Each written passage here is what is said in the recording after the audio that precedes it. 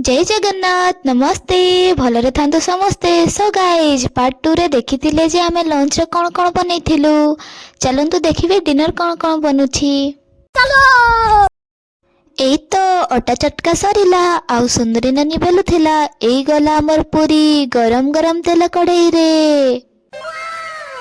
हाय तुमर एई हसरे तो आमे फिदा। पूरी हे गला रेडी। हाँ गाइस खीरी मध्य बनुछि। ये गला केसर मिक्सचर। तो गाइज मकर संक्रांति होउछि हमर मयूरभंजर सबुठु बड़ फेस्टिवल। आउ एई टाइम रे घरर से पिठा पणा विभिन्न प्रकार खाद्य से नुआ ड्रेस रो कथा बहुत मने पड़ुछि। हमर सेमिस्टर एग्जाम पाई मु सेना घर को जाई पारिलिनी बट मो रूममेट माननको सह रूम रे ही मकर मनैलु। आपण माननको हमर मकर सेलिब्रेशन केमिति लागला कमेंट करी निश्चय जणैबे। तो गाइस डिनर रे बनी थिला खीरी पूरी मटर तरकारी। आसरे के खाइबो। सो गाइस आज पाई एतिकी। Bye bye.